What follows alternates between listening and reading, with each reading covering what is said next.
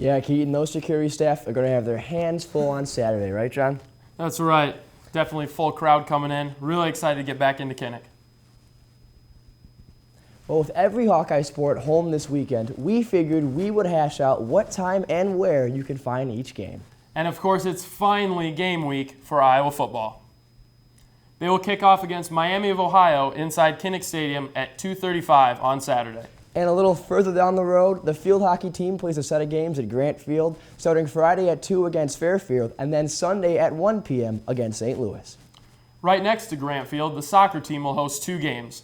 Friday at 7 p.m. against Colorado State, and Sunday against SIU Edwardsville. And the list continues as men and women's cross country is home for the Hawkeye Invitational at 6 p.m.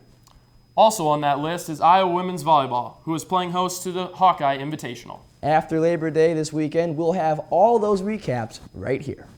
Sticking with the volleyball court, there was one senior this past weekend that jumped one huge career milestone. That's right, John. Senior Alyssa Klosterman surpassed 1,000 career assists in the NIU Invitational in DeKalb.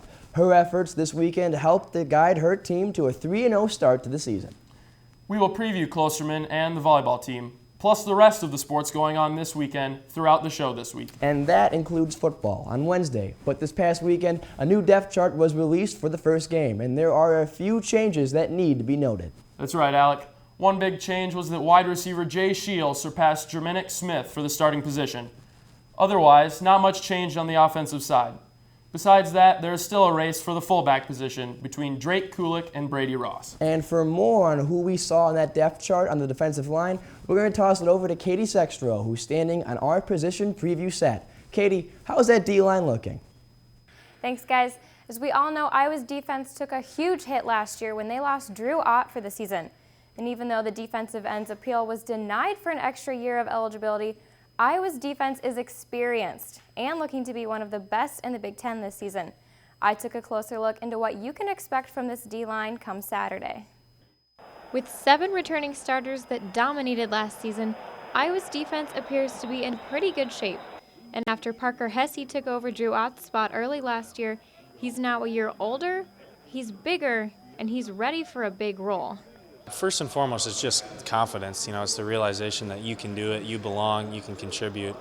And, starting from there, once you have that, belief, you can work on improving and working on your weaknesses. I was out there, just trying to not screw up, and now it's kind of turned around this year where I'm going to be, trying to make plays and trying to be more aggressive. I'm just trying to be more consistent, more reliable, someone, people can look to as a leader on defense. And Hesse is confident that the defense is going to be a force to be reckoned with this season. With the type of players we have on defense, there's not really a whole lot of pressure on any one guy. At least coming from my perspective, there's guys all over that are making plays left and right. So you kind of have the freedom to try things out, see what works best for you, and learn as you go. But in order to be successful this season, there is one key thing right tackle Nathan Budgeta stresses this defense needs to do. Right now we gotta build consistency. We're kind of all over the place right now, and it starts up front. And with a lot of other familiar names on the roster, like Desmond King, Josie Jewell, Bo Bauer, and Greg Maben, to name a few, Kirk Ferentz is anxious to see these guys in a game situation. You see these guys practice, you know their traits a little bit and the way they're wired mentally, and you watch them work every day. There's no guarantee they're going to develop into good players, but boy, it just seems like they're building a good resume for that. So feel good about that. We're going to be okay. It's just a matter of pushing it forward and getting those guys a game experience once we get to September. And we will get to see just how good this defense can be in only 4 short days. Now tomorrow we will have a position preview for the offensive side of the ball. John and Alec, back to you. Thanks, Katie. Now this will be the first time that Big Ten teams will have 9 conference games instead of just 8. Yeah, Iowa, Michigan State, and Ohio State will all look to repeat as division champions, as Iowa went 8-0 in the Big Ten last season, and in the West, while the Michigan State and Ohio State teams went 7-1 in the East. But that's going to do it for us here in the sports studio.